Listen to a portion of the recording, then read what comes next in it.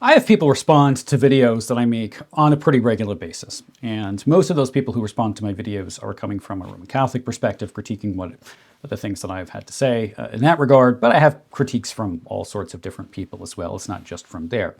And every once in a while, someone does a video and there are a barrage of comments on my videos or emails or comments all over social media telling me that I have an obligation to respond to this person. And the argument usually is that if I won't respond to that person, or if I choose not to do a back and forth on whatever the issue may be at the time, that means that I am a coward and I cannot answer their objections. Now, this has happened again recently with a particular channel on YouTube, and the host of that channel has been commenting on a number of videos and constantly tagging me in things on social media over and over and over and over and over again, which just gets a little irritating after a while. So I want to make some comments in response to this about the nature of Christian social media and Christian use of things like YouTube. And then I want to talk a little bit in light of that about some things regarding the nature of how I choose to use this platform and what I think it's actually good for, and then what are the challenges of being a Christian and engaging in behavior that is respectable behavior and being on a platform that doesn't tend to reward that very much. So the first thing is, sometimes when people respond to me or post a bunch of comments because there's somebody that responded to me and they really want me to make a video in response to this or that person. First thing I want to say is just, I don't really do a lot of response videos.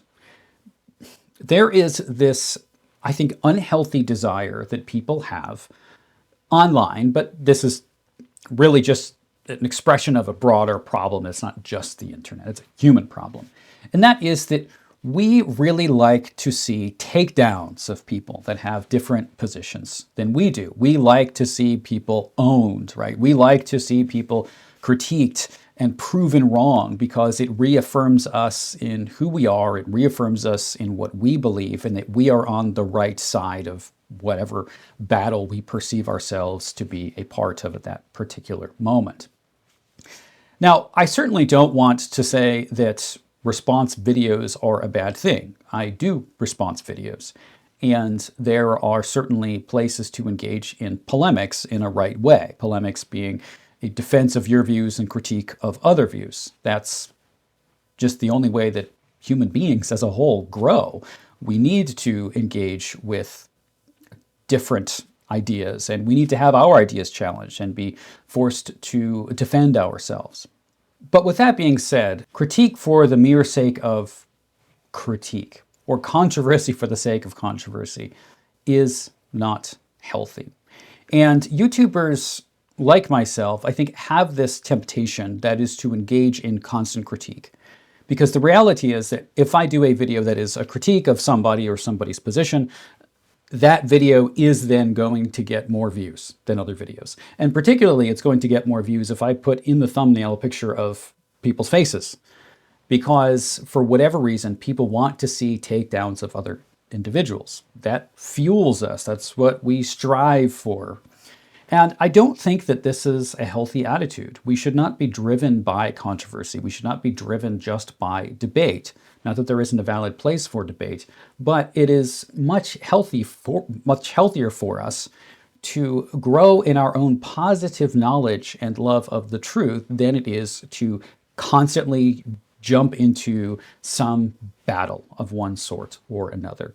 And so I really do this purposefully in my videos, is I limit my critiques, I limit my responses. Most of my videos are positive constructions of theology. Most of my videos are examinations of texts or examinations of ideas or thinkers throughout history, rather than this kind of negative critique. And there was always this temptation for the purpose of pragmatism or growth of the channel to engage in those kinds of things more. But I try to limit myself, and I think a lot of us who are in this space would do well to try to ask ourselves, what is motivating us when we are making videos? Are we motivated purely by getting more views? That's a necessity, of course, to some degree, if you're going to make a living off of this kind of thing. Or are we driven by a love of the truth and a desire to express and lead people to the truth in what we do? Now, the second thing I want to say is, and this is about my process of making videos, but this is a question that I want to just ask out there for those who also make videos in this sphere, is what is the driving question that you ask when you are making a video? What is your driving motivation?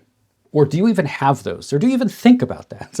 Do you think in broader terms of like, what is the purpose of my channel? How am I using this for a good end? How am I stewarding the gifts that I have been given in a positive way?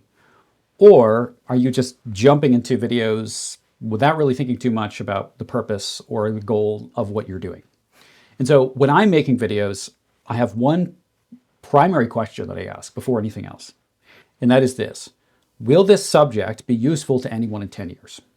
This helps me to weed out what are those video ideas that may come into my head because maybe it just seems practical that I would jump into the middle of a particular controversy because it would get me views, it would be relevant for about 2 weeks, and then nobody will care about whatever this subject is or this person is that you're responding to anymore.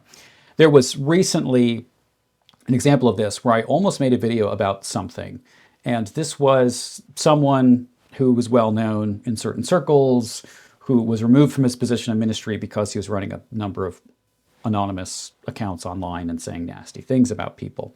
And I almost recorded a video about this, but as I thought about this, something about it just felt off. And I think what that was there was an inner understanding that I had that if I were to make this video, the reason people would watch this video is because they want the gossip about what happened to this particular ministry leader. And that if I were to do even a positive construction of positive uses of social media, which certainly would be something worth doing, at least at that moment, I feel like that would be overridden by the gossip or the desire to gossip or be in the know or know what's going on in somebody's life. So I decided not to do it. That's just one example. Now, I'm not saying that it was wrong if anybody responded to that that particular situation, or that even would have really been wrong if I responded to that particular situation per se. But we do need to be more self-critical about what it is that we do with our time, what it is that we are focusing our minds on, our hearts on, and our words as well when we're doing things like this. So I'm not saying that I will never engage in any kind of controversy. But what I try to do when there's a controversy going on, I'm trying to discern, okay, should I respond to this or should I not respond to this? If there is some kind of universal principle that I feel like is going to be relevant years down the road, even if you have no idea what this controversy is about, if that's going to be the core of what I'm talking about, then it might be worth doing. Because then what you're doing, even though you're using maybe current situation as a backdrop for talking about what you're talking about, you're really talking about eternal truths. And that's what I strive to do. It's always been my desire in my videos and all the material that I produce to make things that are going to be relevant if people happen to care about them after I'm gone. I would like to leave behind something to benefit the church. And if I spend all of my time responding to this random person with a channel or that random person that has a channel or said some crazy thing in the world, or if I was just responding to media or news events all the time, nothing that I said would matter by the time that I was gone. I would leave behind maybe a lot of numbers, maybe a lot more money, probably a lot more subscribers, but I wouldn't leave behind anything that was truly meaningful. And it's always been my desire to do that which is meaningful and to invest myself in that which is meaningful. And I would encourage those of you who are in this kind of space to think about this as well, to think, what do you want to leave behind? Don't just think about the next moment. And we see this with people in spheres of media of all sorts. Somebody's relevant and very famous and very popular at a certain moment, and all of that can be gone in a flash, in an instant, when the culture shifts or when people are talking about something else. These kind of things aren't lasting. And so you need to ask the question, is what I'm trying to do something that is going to have either immediate big impact or something that is going to actually have lasting and meaningful impact in the long run? And that's at least what I strive to do, and I pray that that is the case. So I try to avoid clickbait kind of content, though at times you kind of have to do that with your videos. I'm sure I'll put a clickbaity cover on this video just for the irony of it, because of the topic I'm talking about here. So another just element of what it is that I consider if I'm going to do a response. Recently, I did a response video engaging with a recent discussion or encounter between Stuart Knechtel and an Ethiopian Orthodox student. And in that video, I answered some of the subjects or questions, comments that had arisen in that particular encounter, but I had also done a critique of a response to them, which was someone named Ryan from needgod.net. And the question is, why did I do that? Why did I choose to respond to that, but I don't choose to respond to other things? Well, the reason I chose to respond to that is really because I wanted to have the opportunity to do a little bit more of a general defense of Eucharistic realism from a Lutheran approach. And I hadn't addressed that issue in a long time. I had done it quite a bit on my podcast before I was even on YouTube. So didn't really have a lot of material delving that deeply into common criticisms or common responses. So when I watched that video, I thought, I think this is just a good chance to respond to some very common objections. And so there was, again, a universal kind of principle behind that, to say these are common objections, and it's not about me engaging another personality, but it's more about me trying to use this opportunity to address common objections and give some responses to them. So that's the kind of consideration that I keep in mind as I'm doing this. Okay, third thing I want to say about this is that I try to prioritize interactions with people who have a public calling. And when I say public calling, I mean I do prioritize interactions or responses to people that have a calling in the academy, they have a degree, they teach somewhere, or they are a pastor, they're somebody that's ordained.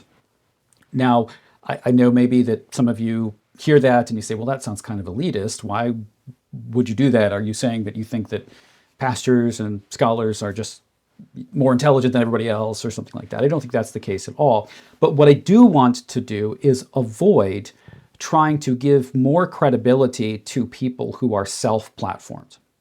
This is a problem that exists in the modern age, and it's kind of embedded in American culture in so many ways, which is so many people set themselves up as self-proclaimed experts and self-declared leaders when they are not closely under the authority of a pastor. They have no degree, they have no training, they have no external calling. They have simply decided that they want fame on the internet, and they have no accountability. What I don't want to do is support a very unhealthy culture of wannabe celebrities online. Everybody wants to be an influencer, everybody wants to be a celebrity, everybody wants to make a name for themselves. And to constantly respond to those kind of people would be to really validate the calling that those people have given themselves without any accountability whatsoever. So I try to avoid just engaging in celebrity. Now, celebrity is a major issue in our culture. We have an idolization of celebrity. We follow people based on personalities, and then we also want to be known as personalities of influence. We make platforms where we exalt ourselves, we just critique other people, and try to get a following that views us as kind of the only one who has genuine access to truth or something like that. So many people do this. And this is not just a problem on the internet. Media personalities, especially in the realm of politics, have done this for many years. When you hear people saying things like, you're not going to hear the truth from anyone else except from me. And this is really a problem, especially, and kind of ironically, on Roman Catholic YouTube. So many people who are very young, recent converts to the Roman Church, engage in excessive polemics. They do so with lots of name calling. They do so often without any degrees, without any qualifications, without years of submission to the church that they have just discovered it entered into. But they are the first ones to critique everybody else for not being united to the church, for not being united to the hierarchy, the magisterium of the church, when the way that those same people are operating is the polar opposite of this, because they are operating as if they have privileged access to the truth but not actually in submission to the church that they have joined. They are entering into supposedly a historic community and doing so without actually submitting themselves to the actual structures of that community. And they are doing that by giving themselves a platform online to yell at other people and act like they are the experts and no one else knows what they're talking about, regardless of whatever qualifications those people might have, which is really seemingly precisely the opposite of what you would think the attraction to Rome would be. Okay, now with that being said, I don't want to say that you should never engage with anybody who has any kind of public platform who doesn't have a degree. I think that there are people that are worth talking to, worth engaging with, that don't have a degree, that do have some form of presence on social media in one way or another, or writing, or whatever it might be. So I'm certainly not saying that there's no place for lay theologians. I don't believe that at all. And I'm certainly not saying that there is no place for people without doctorates to write. I know some very wrong people and rather unintelligent people with doctorates. And I know some pretty smart people that don't have degrees at all. So they're not exact equivalences. But I do think you have to be careful with that. So to me, the test is, when you look at this person and what they're doing, does it appear as if their public platform is all about self-promotion? Or does it seem that their public platform is a means to express truths that they believe in and defend truths that they believe in? And so I think there are some great lay theologians, there are some people on the internet that really do fall into that category, who are certainly worth engaging with. And the difference between those two groups is pretty obvious. I really don't think it's that difficult to figure out most of the time. Fourth thing I want to say, for those of you who are in this space, don't spam people with comments constantly that you want to respond to your videos. This is something that I had happen recently, where like every video I posted, someone responded and said, look, I made a video about you. I made a video about you. Respond to the video I made. You can't respond to the video I made, over and over and over and over again, and tagging on Twitter. And I had to just mute this person on all these platforms because it was so annoying and, and seemingly obsessive. That kind of engagement, again, reeks of desperation and also of just a desire for attention. It does not give the appearance of somebody who actually is careful about the truth, or cares about the truth, or having a discussion, or having a debate. But it is somebody who really wants to use someone else's platform to get more attention by creating controversy. That kind of thing happens a lot. There was a particular other YouTuber who has said very nasty things about me on all sorts of occasions, including on thumbnails and all different kinds of places. Yeah, this particular individual just kept tagging me on things over and over and over and over and over again. And I just ignored it because this just is just annoying. And one time I made some response. It was pretty snarky, but in this response, all of a sudden I get a comment that said these words, "Oh, you noticed me," and then had a list of critiques and questions on and on and on and on and on and on and on. It was a very weird experience, and I never responded to that person again. But this again reeked of a kind of desperation of, I desperately want your attention and I'm going to attack you until I get your attention. And when I do, then I can critique you and we can engage, and it's going to help me get an audience.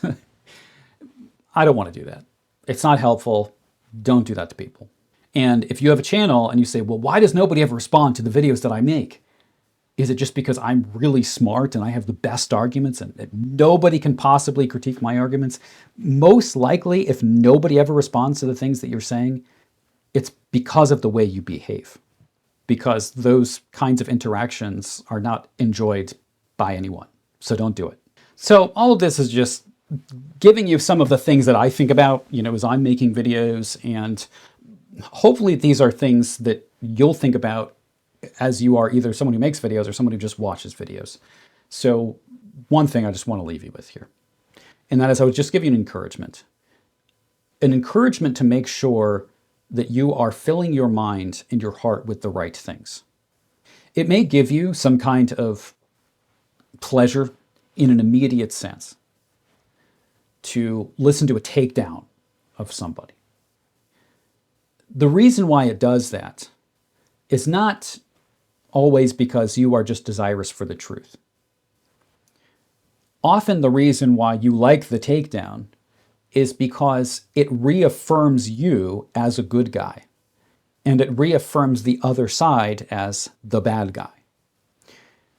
And what this does is it fuels our inherent and sinful fallen sense of self-righteousness. Because if I can fill my day and fill my time with people who are just showing me how right I am and how wrong everybody else is, that makes me feel pretty good about my own spiritual state. It makes me feel pretty good about my intellect. It makes me feel like I am a righteous one in a war against wickedness. And as Christians, we know that there is a war against wickedness, but that war includes a war against our own sinful flesh. And I wish that we would have the same kind of zeal to own the other side, to attack our own sinful natures. I wish we could take some of that energy that was just out there all the time, going after the people that we don't like or who are on the side that I'm not, and we could turn that in and fight a war against the flesh. But I think that's too hard. And I think the easy way out is to puff up ourselves in our own righteousness by not looking within, but looking without at some kind of external enemy that we've created for ourselves. And unfortunately, I think that's what a lot of Christian YouTube encourages us to do. Well, thanks for watching. Hope you found some benefit in this, and we'll see you in the next one. God bless.